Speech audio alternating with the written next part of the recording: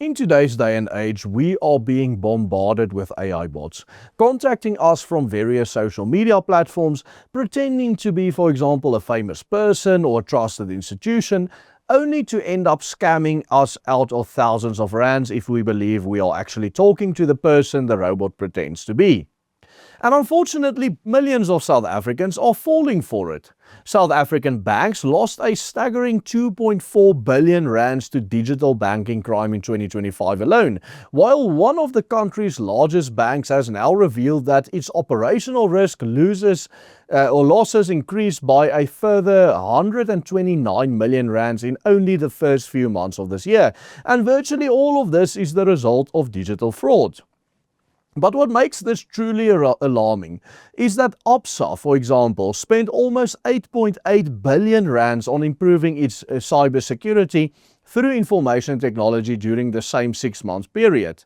The bank introduced new in-app malware detection, advanced telephone screening capabilities, sophisticated analytics, and real-time consumer alerts. Yet, despite this extraordinary expenditure by the bank, its operational risk losses still surged from 240 million to 369 million rands in the same time period. And Absa is certainly not alone. Capitec says it recently blocked more than 394,000 fraudulent transactions worth more than 600 million, while Nedbank has also had to prevent an astonishing 7.5 billion rands in fraudulent applications during the last year alone.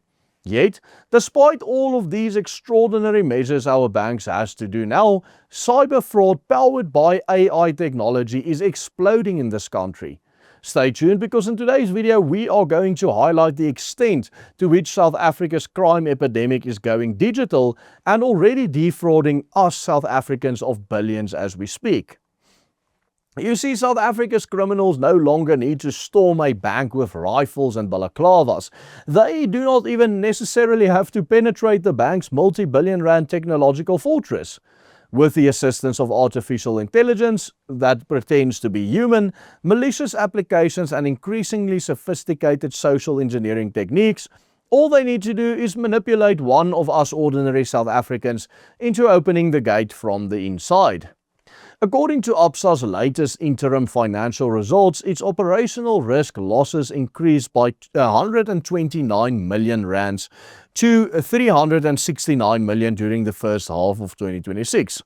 According to the bank, this increase was largely attributable to the growing number of digital fraud-related incidents affecting its personal and private banking operations in South Africa. Absa noted that as more customers adopted digital banking and cell phone banking apps, it also experienced an increase in fraud attempts across its digital channels. These attacks were being driven by increasingly sophisticated social engineering techniques and malicious applications targeting not the bank's own infrastructure, but the customer's own cellular devices. And in a very tangible sense, this reality is even more frightening. The criminals do not necessarily have to break through all the bank's sophisticated security systems that they put in place. Instead, they can target millions of individual customers simultaneously and manipulate them into revealing sensitive information, approving fraudulent transactions, or installing malicious software on their cellular devices. The bank is protected by advanced cybersecurity systems, specialist personnel, and billions of rands in technological investment. The ordinary customer, however, is protected by little more than his own judgment, and criminals are now using artificial intelligence to attack precisely that personal judgment in which people tend to fail. And the latest figures highlighting the extent to which this threat is becoming increasingly problematic.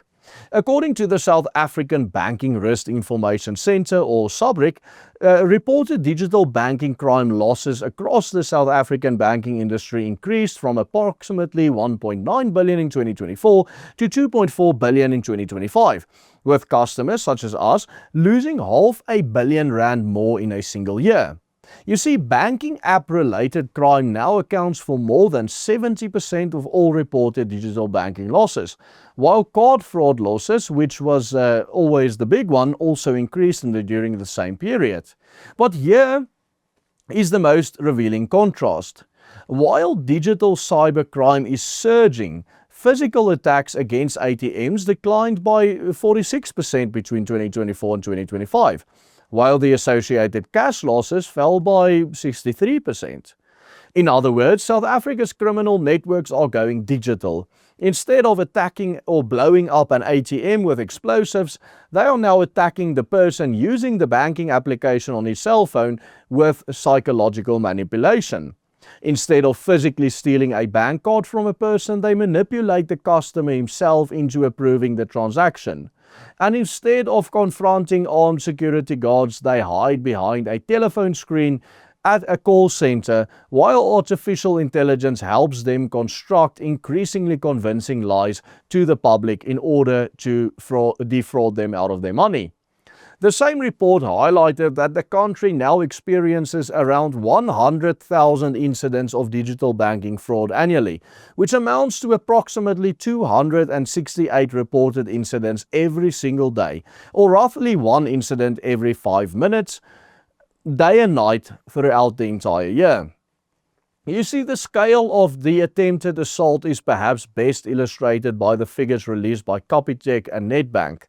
Capitec says that during its latest financial year, its security system blocked more than 394,000 fraudulent transactions, preventing more than 642 million in potential losses. The bank also identified and stopped more than 64,000 mule accounts used by criminals to receive, conceal, and move the stolen money that they get from the people through these fraudulent transactions through the financial system.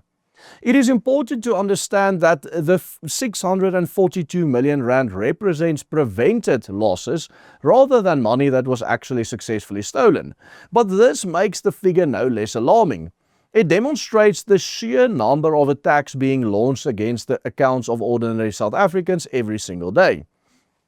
And Nedbank has also revealed that it prevented fraudulent applications worth more than 7.5 billion during 2024, which included applications supported by false payslips, fraudulent bank statements, and falsified identity documents. The bank's customers' actual losses from banking app fraud during 2024 amounted to just under 50 million rands. South Africa's banks are now confronting an industrial-scale criminal economy capable of launching hundreds of thousands of fraudulent transactions and submitting billions of rands in fraudulent applications every single year. And of course, artificial intelligence is making this process so much faster, so much cheaper, and so much more effective than it had been before, when phishing scams were usually run from call centers and email accounts. You see, artificial intelligence can correct spelling errors and technical inconsistencies and generate very convincing supporting information, as well as imitate formal business language. It can essentially tailor-make fraud applications to each person's individual identity. This means one criminal syndicate could potentially manufacture thousands of apparently unique applications without requiring thousands of skilled accomplices. Consider, for example, the case of Petronella Havenga, who had been a Nedbank client for 37 years when 50,000 rands was suddenly withdrawn from her account through a series of transactions in November 2025. You see, her story is that she had been searching online for flights when she was contacted by people claiming to represent Qatar Airways. The callers allegedly offered special discounts for customers over the age of 60. They did sound convincing. They understood what she was looking for, approached her at precisely the right time, and presented themselves as representatives of a very well-known international airline. The criminals eventually persuaded her to download an application through a link they sent to her over WhatsApp. According to the subsequent media reports, Nedbank's own investigation concluded that the application contained malware. Once that malicious software had been installed on her device, the criminals were reportedly able to access information or functionality that allowed them to facilitate fraudulent transactions. This is precisely the kind of targeted manipulation that artificial intelligence can now enable on a massive scale, defrauding thousands or even millions of people simultaneously. AI can analyze your online searches, your social media activity, your leaked personal information, and publicly available records. It can then organize that information into detailed profiles of you to help the criminals determine what kind of message would appear most plausible to you as a particular victim.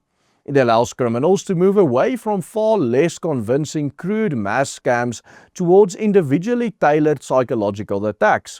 These attacks don't necessarily have to breach the bank's sophisticated security mechanisms. All they need to do is to penetrate the victim's confidence, create a false sense of urgency, and convince the victim that to perform the action that defeats the bank's security systems, effectively convincing the person to give away their money to the fraudsters. According to an Interpol report released earlier this month, AI is now enabling the vast majority of all reported cybercrime across the African continent, and it is making attacks faster, more scalable, and increasingly more difficult for victims and digital platforms such as the bank to detect. One of the reasons AI is so effective at scamming people is because it can rapidly collect and organize their information from their Facebook, LinkedIn, company website, leaked databases, and other digital sources. This makes it much easier to identify where someone works, who their colleagues and their managers are, how these people address one another, what products they may be searching for online, and which contacts would be most likely to send money during an apparent emergency. Instead of sending the same badly written appeal to thousands of people, like those laughable emails from the Nigerian prince from whom we all supposedly inherited money, AI can produce a tailor-made message for every intended victim that looks like a real person. It can incorporate names and occupations, relationships and local expressions, all while correcting the spelling and grammar. A fraudster can consequently upload information about hundreds or thousands of potential victims and instruct a chatbot to produce a plausible appeal for every single person individually. In this way, industrial-scale fraud can be made to look like a series of deeply personal conversations. Criminals can increasingly imitate relatives, colleagues, bank officials, and business people. Realistic profile photographs, identity documentation, and supporting records can also be created within minutes via the AI. The bank can spend millions on strengthening its own central computer systems, identifying malware and developing increasingly sophisticated analytics. Yet, criminals have realized that this is often the hard point of attack. It is much easier to manipulate the customer than to defeat the bank's security systems. And perhaps few populations in the developed banking world are as exposed to this danger as South Africa. South Africa combines an advanced digital banking system with immense economic inequality, widespread poverty, and enormous informal sector and complex employment relationship characteristics of a third world African context. Many South African employers, for example, have particularly close relationship with their gardeners, their housemaids, or local car guards that would be relatively uncommon in many first world countries. Employers consequently receive genuine requests for emergency financial assistance from time to time from their own employees. In a poverty-stricken society such as ours, a sudden request for money does not necessarily raise the same alarm bells that it might in a wealthy and economically stable country such as Switzerland. And within this context, Afrikaners may be particularly susceptible because of our exceptional charitability and the charitable attitude that we have towards others, and our established tradition of giving to people in need. Scammers unfortunately have a way of turning these admirable qualities into vulnerabilities that can be exploited. Millions of South Africans also use WhatsApp as their primary means of communication with their relatives, their employees, their customers, and their colleagues. The same application is used to arrange casual work, conduct business, send invoices, discuss family emergencies, and share banking information. Services such as a cash send, e-wallet, and instant money are equally popular because they allow someone to collect cash from an ATM without having a conventional bank account or a bank card. These services perform an important function in a country with a large informal economy, but their convenience also creates an immense risk. A convincing WhatsApp message can be converted into physical cash within minutes, often long before the victim realizes what happened. And South Africa's vulnerability is already visible in the available international data. A TransUnion report released in June of last year found that South Africa had the highest rate of suspended digital fraud among all African countries. Approximately 3% of the South African consumer transactions examined during 2025 were suspected of involving digital fraud. Another recent survey found that 75% of South African banking leaders reported increasing fraud attempts at their institutions, while 79% said their fraud losses were increasing.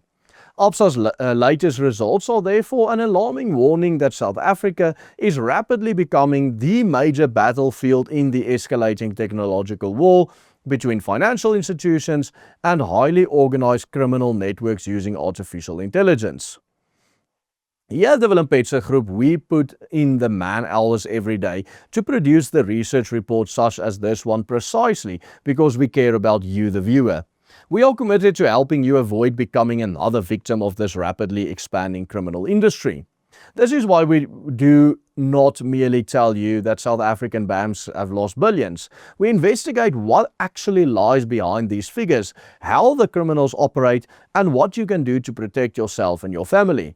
And you can help us reach even more people and do even better work with these important messages by simply following these easy steps on the banner below and becoming a patron of the Willem Petzer Group today, helping us to ensure we can continue our research.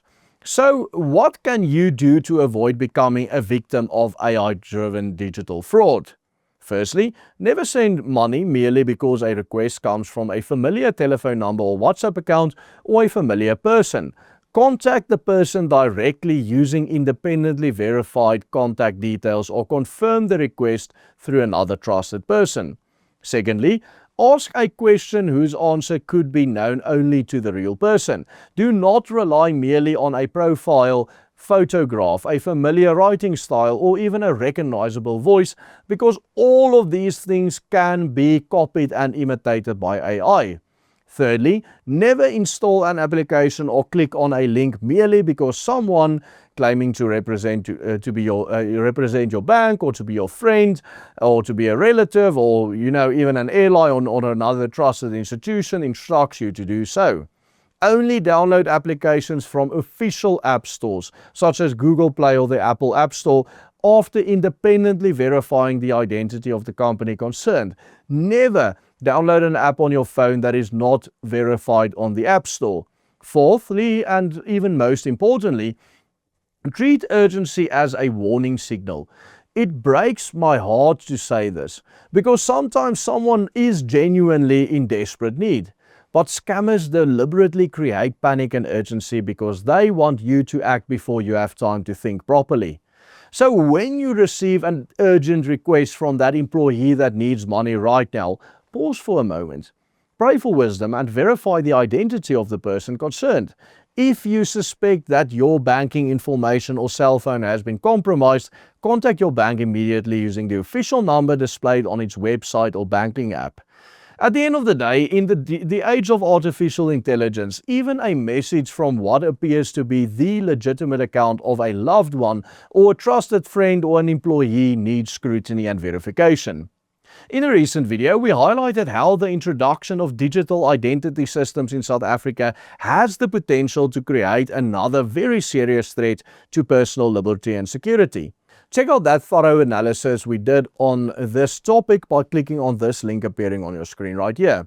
By simply watching videos such as these till the very end, you are already part of our fight. We appreciate the gift of your time. Thanks for tuning in. Let us know if you are the ones that watch until the end. Goodbye and God bless.